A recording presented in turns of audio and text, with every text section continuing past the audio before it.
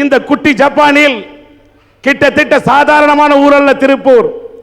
இந்த பனியன் தொழிலில் ஈடுபட்டு இருக்கக்கூடிய எண்ணிக்கை 3 லட்சம் பேர் என்று சொன்னால் அதை சார்ந்து வாழக்கூடியவர்கள் எண்ணிக்கை 2 லட்சம் பேர்.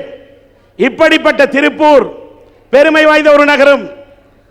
காலையிலே சூரியன் உதிக்கின்றான், இரவிலே சந்திரன் உதிக்கின்றான், இரவும் பகலும் மாறி மாறி வரும் என்று 24 மணி நேரமும் தொழிலாளர்கள் பணியாற்றக்கூடிய சுறுசுறுப்பாய் இறங்கக்கூடிய ஒரு நகரம் தான் இந்த திருப்பூர். அது மட்டுமல்ல, 2006ஆம் ஆண்டு கணக்கின்படி ஏற்றுமதி திருப்பூரிலிருந்து ஏற்றுமதி செய்யப்பட்ட தொகையின் மதிப்பு 10,250 கோடி. இது இந்தியாவிலேயே தமிழ்நாட்டை தலை நிமிர்ந்து காட்டக்கூடிய அளவுக்கு 10,250 கோடிக்கு ஏற்றுமதி என்று சொன்னால் நீங்கள் நெஞ்சை நிமிர்த்தி ஒரு தடவை கைத்தட்டி கொள்ளலாம். அது மட்டுமா, இந்தியாவிலே ஒரே ஒரு பள்ளிக்கூடத்தில் 7,000 மாணவிகள் பெண்கள் படிக்கக்கூடிய ஒரு பள்ளியை ஜெய்வாய் என்ற அந்த பள்ளியை கொண்ட மாநகரமும் இந்த திருப்பூர் தான் என்று சொன்னால் மிகையாகாது. அது மட்டுமா, ராஜராஜ சோழன் காலத்திலே கட்டப்பட்டது இங்கே திருப்பூருக்கு அருகே இருக்கக்கூடிய பூண்டி என்ற அந்த ஊரிலே இருக்கக்கூடிய அருணாச்சலேஸ்வரர் கோயில். அந்த கோயிலுக்கு, அந்த திருத்தலத்துக்கு என்று ஒரு மகிமை. எப்படி என்றால், அங்கே இருக்கக்கூடிய ஒரு கிணத்திலே மனநிலை பாதிக்கப்பட்டவர்கள் குளித்தால் அவர்களுக்கு மனநிலை தெளியும் என்று சொல்லக்கூடிய அளவுக்கு அப்படிப்பட்ட புண்ணிய ஸ்தலமாக அந்த பூண்டி கோயில் விளங்கி கொண்டிருக்கிறது.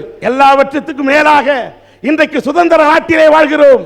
இந்த இந்தியாவுக்கு சுதந்திரம் வாங்க வேண்டும் என்பதற்காக வெள்ளையன் அடித்த போது அடித்த அடியை வாங்கிக் கொண்டு அடித்தாலும் உதைத்தாலும் வதைத்தாலும் அவனை வெட்டி புதைத்தாலும் இரத்தத்தை சிந்தினாலும் என் சித்தமெல்லாம் சுதந்திர தாகம் என்று சொல்லிக்கொண்டு கொடுமைகளை தாங்கிக் கொண்டிருந்தாலும் கையில் ஏந்திய கொடியை கீழே போடாமல் உயிர்வித்தானே அந்த கொடிகாத்த குமரன் வாழ்ந்த பூமி இது.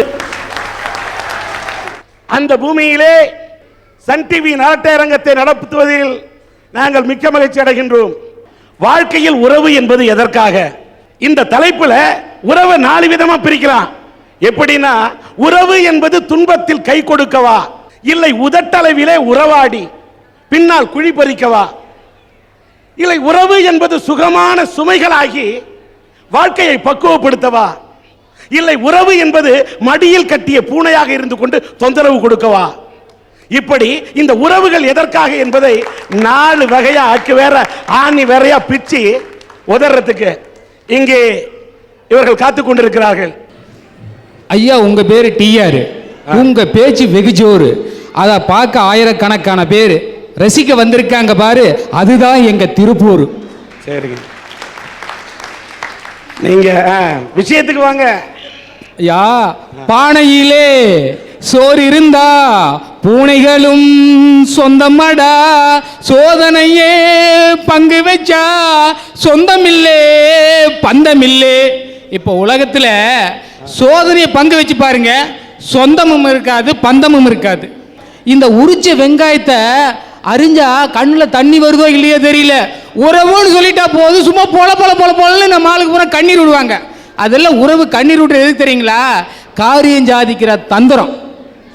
உறவுங்கிறது நம்ம இதயத்தில் வச்சிருக்கிற அன்பு பண்புங்கிறாங்க சார்.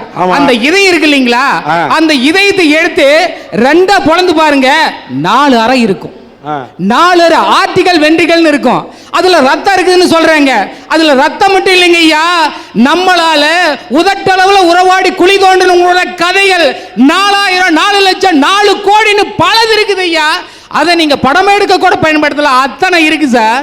உறவுன்னு சொல்றவங்க உறவாடி பின்னால குழி பறிக்கிறவங்களா இருக்கிறாங்க, அவங்கள பத்தி பேச போறீங்க.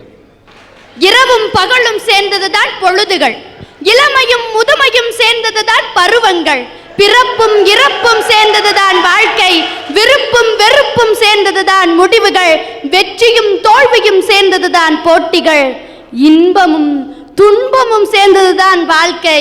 சார், இன்பத்துல கை கொடுக்க எத்தனையோ பேர் வருவாங்க, ஆனா துன்பத்துல கை கொடுக்க வர்றதா சார் உறவுகள். சார், கல்யாண பத்திரிக்கை பார்த்திருப்பீங்க. கல்யாண பத்திரிக்கைன்னு என்ன போட்டிருக்காங்க? சுற்றம் சூழ வருகை தந்தேன்னு போட்டிருக்காங்க. அதுலதான் சார் உறவுகள் இருக்கு. அக்கா ஒரு நிமிஷம், நீங்க எந்த காலத்துல இருக்கிறிய? இன்னும் சின்ன பிள்ளைத்தனமாவே இருக்கிறிய. சொல்லுப்பா. சார் நீ அப்ப பெரிய பிள்ளைத்தனமா ஆயிட்டியா? சரி பேசு. சார் ஏன் தெரியுமா பத்திரிக்கையில அப்படி பேர் போடுறாங்க? உறவுக்காக இல்ல, வரவுக்காக. அந்த கொட்டை இடத்துல பெருசு பெருசா போட்டு பாருங்க, அவங்களாம் போய் நிறைய வைக்கணும். அந்த சின்ன இடத்துல சின்ன சின்னதா போட்டு பாருங்க, அவங்களாம் போய் கொஞ்சம் கம்மியா வைக்கணும். நான் நினைக்கிறேன் அவங்க சொந்தக்காரங்க பத்திரிக்கையில் அவங்க வேற முதல்ல போட்டிருப்பாங்க போல, அதான் அனுபவத்தில் சொல்றாங்க. சார் ஏதாவது ஒரு கல்யாண பத்திரிகை என்னை மாப்பிள்ளையா போடுங்க சார். நல்ல ஒரு பொண்ணா பார்த்து பக்கத்தில் போடுங்க சார். நான் சினிமா டைரக்டர்.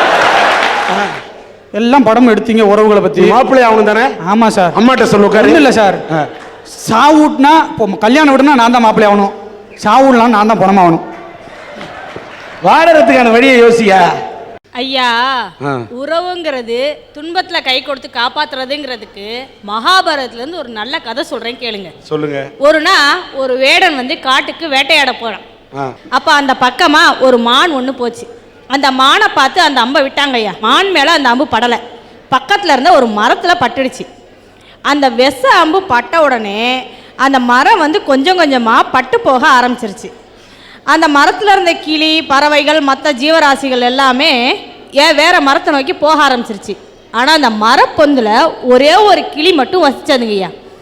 அந்த மரம் பட்டு போக அந்த கிளியும் அங்கே தான் இருப்பேன்னு சொல்லிட்டு கொஞ்சம் கொஞ்சமாக உயிர் விட ஆரம்பிச்சிச்சு. இந்த காட்சியை வானத்திலிருந்து தேவேந்திரன் பார்த்தாங்கய்யா. பார்த்துட்டு இறங்கி வந்து அந்த கிளிக்கிட்ட கேட்குறாரு, ஏன் கிளியே, இந்த வனத்தில் தான் உனக்கு நிறைய மரங்கள்லாம் இருக்குல்ல, நீ ஏன் இந்த பட்டுப்போன மரத்துலையே கூடு கட்டி வாழ்ந்துட்டு இருக்கன்னு கேட்குறாரு. அதுக்கு அந்த கிளி சொல்லுதுங்கய்யா, நேற்று வரைக்கும் இந்த மரம் தான் எனக்கு ஒரு பாதுகாப்பான இருப்பிடத்தை கொடுத்துச்சு, உண்ண உணவு கொடுத்துச்சு. இன்னைக்கு இந்த மரம் பட்டு போச்சுங்கிறதுக்காக இந்த மரத்தை விட்டுட்டு நான் போகிறது தர்மமாகாது. அதனால் இந்த மரம் உயிரோடு இருக்கிற வரைக்கும் நானும் இருந்துட்டு கூடவே உயிரை விட்டுருவேன் அப்படின்னு சொல்லிச்சுங்கய்யா. கிளி சொன்னதை கேட்டு ரொம்ப சந்தோஷமாயி, கிளியே உனக்கு என்ன வர வேணும்னு கேட்குறாருங்க. அப்போ கூட அந்த கிளி தனக்காக ஒரு வரம் கேட்காம அந்த மரம் நல்லபடியாக தழைச்சி வளரணும்னு தான் கேட்டுச்சு. உடனே அந்த மரமும் நல்லா தழைச்சி வளர்ந்துச்சு, அந்த கிளியும் நல்லா இருந்துச்சு. இது மாதிரி தானுங்கய்யா நம்ம வாழ்க்கையிலையும் நம்ம சொந்தக்காரங்க கஷ்டப்படுறப்ப நாம் கை தூக்கி விட்டோம்னா அவங்களும் நல்லா இருப்பாங்க, நாமளும் நல்லா இருப்போங்கிறத பற்றி தானுங்க அவங்க கிட்ட சொல்ல வந்திருக்கேன். சபாஷ், உறவை என்ன அழகா விளக்குனீங்கம்மா, சூப்பர். சார் சாமியே சிம் கார்டுக்கு அலைதான், பூசாரி புது செல்லு கேட்டாராம். புது செல்லு, புதுமொழிலாம் எடுத்து விடுறியாத்தா? இப்படி இருக்கு இவங்க சொல்ற கதை. இந்த சொந்தக்காரங்க இருக்கா பத்தியலா, அவங்க எப்படி தெரியுமா, ஈர பேனாக்கி பேனை பெருச்சாலி ஆக்கி விடுவாங்க. சார் உறவுங்கிறாங்களே, அந்த உறவை பத்தி நானும் கொஞ்சம் சொல்றேன் கேளுங்க. எங்க ஊர்ல எல்லாம் வரதட்சணை கொடுமை தலை விரிச்சு ஆடுது. ஒரு பொண்ணை கல்யாணம் பண்ணி கொடுக்கணும்னா 5 லட்சம் ரூபா இருந்தால் தான் அந்த பொண்ணுக்கு கல்யாணம் நடக்கணும். எங்கள் வீட்டுக்கு பக்கத்தில் 26 வயசாகி அந்த அக்காவுக்கு கல்யாணம் நடக்கலை. அப்போ உறவினர்கள்லாம் சேர்ந்தாங்க, நீ ஏம்மா கவலைப்படுற, நான் உனக்கு கல்யாணம் பண்ணி வைக்கிறேன்னு. அந்த அக்காவுக்கு கல்யாணமும் நடந்துச்சு. கல்யாணம் ஆகி போன 3ஆம் நாள் ஒரு நியூஸ் வந்துச்சுங்க சார், அவங்க கணவருக்கு எய்ட்ஸுன்னு. அப்போ அந்த அக்கா துடிச்சாங்க, கண்ணீர் விட்டாங்க. அவங்க உறவினர்கள்ட்டெல்லாம் போய் கேட்டாங்க. அந்த உறவினர்கள் சொன்னாங்க, நாங்கள் என்ன பண்ண முடியும், அது உன் தலையெழுத்து, அது உன் தலைவிதி, இதை சாக்கா வச்சுட்டு என் வீட்டுக்கு வந்துடாதேன்னு சொன்னாங்க சார். அந்த அக்கா துடிச்சாங்க, வேதனைப்பட்டாங்க. எண்ணி 3ஆம் மாதம் அவங்க புருஷன் இறந்து போயிட்டார். நடு தெருவில் இன்னைக்கு நிற்கிறாங்க சார். இதெல்லாம் விடுங்க சார், என் குடும்ப கஷ்டத்தை கேளுங்க. சொல்லுங்க சார். இந்த பொண்ணு என்ன உறவினர்களை பற்றி இப்படி பேசுதுன்னு நீங்கள் நினைக்கலாம். என் உறவினர்கள் என்னை காயப்படுத்தினதை கேளுங்க, நான் சொல்கிறேன். எங்கள் அப்பா ஒரு சாதாரண குடும்பத்தை சேர்ந்தவங்க, ரொம்ப கஷ்டம். 1 ரூபாய்க்கு உப்பு வாங்கி போட முடியாத நிலமையில இருந்தோம் சார். எங்கள் அப்பா சைக்கிள் ஸ்டாண்டில் போயிட்டு தினமும் கொண்டு வர்ற அந்த 10 ரூபா காசை வச்சு ஒருவேளை கஞ்சி குடிப்போங்க சார். அவ்வளோ வேதனை எங்கள் வீட்டில். அப்படி இருந்த சூழ்நிலையில் எங்கள் அம்மாவுக்கு ஒரு நாள் முடியாமல் வந்துடுச்சு. அப்போ ஹாஸ்பிட்டலில் கொண்டு போய் சேர்த்தாங்க சார். சார் சொன்னார், மூக்கில் சைனஸ் ப்ராப்ளம் வந்திருக்கு, 2 மூக்குலையும் சதை வளர்ந்துருக்கு, எலும்பு தாறுமாறாக வளர்ந்துருக்கு, ஆப்ரேஷன் பண்ணணும்னு. வழி இல்லை. நேராக என் தாய் மாமன்ட்ட ஓடுனேன், மாமா அம்மாவுக்கு இது மாதிரி சதை வளர்ந்துருக்கு, விட்டால் செத்து போயிடும் போலுக்கு, ஒரு 25,000 ரூபா பணம் கேட்குறாங்க குடும்பமான்னு சொன்னேன். நீ ஏன் கவலைப்படுறக்கா, உன் சொந்த தம்பி நான் இருக்கேன், உனக்கு 25,000 இல்லைக்கா 30,000 தர்றேன்க்கா, நீ கவலைப்படாதக்கா, எப்போக்கா வேணும்னு கேட்டாங்க. 3 மாசத்துல தா தம்பின்னு சொன்னாங்க. அந்த 3 மாசம் எங்கள் அம்மா கழிக்கப்பட்ட பாடு எனக்கு தாங்க சார் தெரியும். மூக்குனால மூச்சு விட முடியாமல் எப்போ அந்த 3 மாதம் வரும், எப்போ நம்ம ஆப்ரேஷன் பண்ணலான்னு காத்துட்டு இருந்தாங்க. 3 மாதமும் வந்துச்சு. ஆப்ரேஷனுக்கு ரெடியெல்லாம் பண்ணிவிட்டு எங்கள் அம்மா போய் எங்கள் மாமாட்ட கேட்டாங்க, தம்பி ஆப்ரேஷனுக்கு பணம் தர்றேன்னு சொன்னியேப்பா கொடுப்பான்னு, நீ யாருன்னு கேட்டாங்க சார். நீ யாருன்னு கேட்டாங்க. எங்கள் அம்மா துட்டிச்சாங்க. டே நம்ம கூட பிறந்தவடான்னு கேட்டாங்க. அதுக்கு எங்கள் மாமா என்ன சொன்னாங்க தெரியுமா, நீ என் கூட பிறந்தவளா, கூட பிறந்தா பணம் வந்துருமா, நீ செத்தாலும் பரவாயில்ல பொழைச்சாலும் பரவாயில்ல என் வீட்டை காலி பண்ணின்னு சொல்லிட்டாங்க சார். எங்கள் அம்மா சுருண்டு வந்து படுத்தாங்க, மூக்குனால மூச்சு விட முடியல. அந்த நேரத்தில் எங்கள் தாத்தா பாட்டி என் சின்ன மாமாவும் வந்து ஆறுதல் சொன்னாங்க. நீ ஏன் கவலைப்படுற, இப்போ ஆப்ரேஷன் பண்ண முடியலனாலும் பரவாயில்ல, இன்னும் ஒரு 6 மாதம் கழிச்சு ஆப்ரேஷன் பண்ணிக்கலாம், வீட்டில் ஒரு பொட்டை பிள்ளை வச்சுருக்க, அந்த பிள்ளைக்கு என் சின்ன தம்பியை கல்யாணம் பண்ணி கொடு, வாழ்க்கை நல்லா இருக்கும் அப்படின்னு சொன்னாங்க. எங்கள் அம்மாவும் சரின்னு சொல்லி நிச்சயதார்த்தத்துக்கெல்லாம் ஏற்பாடு பண்ணாங்க. எண்ணி 3ஆம் மாதம் எங்கள் மாமா பத்திரிக்கையோட வீட்டுக்கு வந்தாங்க. எதுக்கு தெரியுமா, அக்கா எனக்கு கல்யாணம், நாளைக்கு விடிஞ்சான கல்யாணம் வந்துருங்கன்னு சொன்னாங்க. அப்போ நான் கேட்டேன், மாமா நானா உன்னை கல்யாணம் பண்ணிக்கிறேன்னு சொன்னேன், நீனா தானே எங்கள் வீட்டில் வந்து பொண்ணு கேட்ட, நான் எதுவும் கல்யாணம் பண்ணிக்கிறேன்னு சொன்னேன்னா, என் மனசுக்குள்ளே இவ்வளோ ஆசையாக வளர்த்துட்டு எப்படி மாமா அடுத்த பொண்ணு காலத்தில் உனக்கு தாலி கட்ட முடியுதுன்னு கேட்டேன். அப்போ எங்கள் மாமா சொன்னாங்க, அவங்க வீட்டில் 2 லட்சம் ரூபா பரிவனம் கொடுக்குறாங்க, உங்கள் வீட்டில் 10 பைசாவுக்கு வழி இருக்கான்னு கேட்டாங்க சார், கேவலம் பணத்துக்காக. அப்போ துடிச்சேன். ஒரு ஆட்டை குளிப்பாட்டி பொட்டு வச்சு மாலை போட்டு ஒரே தான் வெட்டுற மாதிரி என்னுடைய ஆசைகள் கனவுகள் லட்சியங்கள் எல்லாத்தையும் தூள் தூளாக ஆக்கிட்டாங்க சார். அப்போ மனசு உடஞ்சி எங்கள் வீட்டில் கிடக்கும் போது என் தம்பி அங்கேருந்து வந்தான், அம்மா வயிறு பசிக்குதுமா சோறு போடுமான்னு கேட்டான். ஆனால் எங்கள்கிட்ட வழி இல்லை, தம்பி கொஞ்சம் பொறுத்துக்கையா, நைட்டு எப்படியாவது அப்பா 10 ரூபா காசு கொண்டு வந்து வந்துடுவாங்க, சாப்பாடு போடலான்னு சொன்னேங்க சார். அப்போ துடிச்சா, வழி இல்லை, சுருண்டு போய் ஒரு மூலையில் கிடந்தாங்க சார். அப்போ எங்கள் அம்மா சோறு வடிக்கிற பாத்திரத்தை நெளிச்சு விற்று 1.5 ரூபாய்க்கு டீ வாங்கி கொடுத்தாங்க சார் அவனுக்கு. அப்போ எழுந்திரிச்சு அந்த அவன் சொன்னா, அம்மா நமக்கு மாமாலாம் உதவி செய்யலை, எந்த உறவினரும் உதவி செய்யலை, நம்ம எல்லாரும் செத்து போயிடுவோமா, இந்த சொந்தக்காரங்கள்ட்ட இருக்க வேண்டான்னு சொல்லி மருந்தெல்லாம் வாங்கி வச்சுட்டு எல்லாம் கோழி வர உட்காந்து எங்கள் அம்மாட்ட சொன்னேங்க சார், நீ கவலைப்படாதம்மா, இந்த ஜென்மம் இல்லைம்மா, அடுத்த ஜென்மத்தில் நிச்சயம் நான் உன் மகளாக பிறந்து ஆப்ரேஷனுக்கு பணம் கொண்டு வர்றேம்மா அப்படின்னு சொல்லி அழுதேன் சார். அந்த டயத்தில் என் தங்கச்சி ஒரு பாட்டை ஞாபகப்படுத்தினா, வாழ்க்கை என்றால் 1000 இருக்கும், வாசல் தோறும் வேதனை இருக்கும், வந்த துன்பம் எதுவென்றாலும் வாடி நின்றால் ஓடுவதுங்க. அந்த பாட்டுனால எனக்குள்ள ஒரு தன்னம்பிக்கை பிறந்துச்சுங்க சார், எனக்குள்ள ஒரு வைராக்கியம் பிறந்துச்சு. நம்மளெல்லாம் உறவினர்கள் வெறுத்தாலும் என் உள்ளங்கை விடலைன்னு எல்லாரையும் வாழ வைக்கிற திருப்பூருக்கு வந்தேன். அந்த திருப்பூர் என்னை கைவிடலைங்க சார்.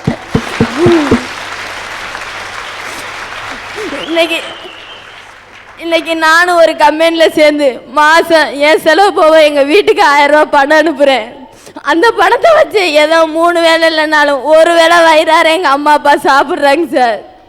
ஆனால் எங்கள் அம்மா எங்கே அந்த ஒரு வேளையும் சாப்பிட்டா மூச்சு விடாமல் போயிருமோன்னு நினச்சிக்கிட்டு அந்த சாப்பாடையே 2 நாளைக்கு ஒரு தடவை தான் சார் சாப்பிடுவாங்க. அவ்வளோ கஷ்டம் நஷ்டம். ஆனால் எனக்கு நம்பிக்கை இருக்குங்க சார், நிச்சயம் 5 வருஷம் இல்லைங்க சார், 10 வருஷம் ஆனாலும் எங்கள் அம்மா ஆப்ரேஷனை முடிச்சுட்டு தான் நான் கல்யாணம் பண்ணிக்கன்னு ஒரு லட்சியத்தோட வாழ்ந்துட்டு இருக்கேங்க சார். ஆனா அது வரைக்கும் எங்க அம்மா உயிரோட இருக்கணும்னு ஒவ்வொரு நாளும் கடவுள்கிட்ட நான் வேண்டிட்டு இருக்கேன்.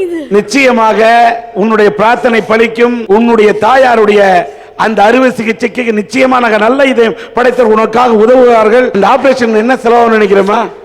2 வருஷத்துக்கு முன்னாடி 25,000 ரூபாய் சொன்னாங்க சார், இப்ப எவ்வளவா இருக்குன்னு எனக்கு தெரியாது. நிச்சயமாக உனக்கு இறைவன் கண்ணை திறப்பார்.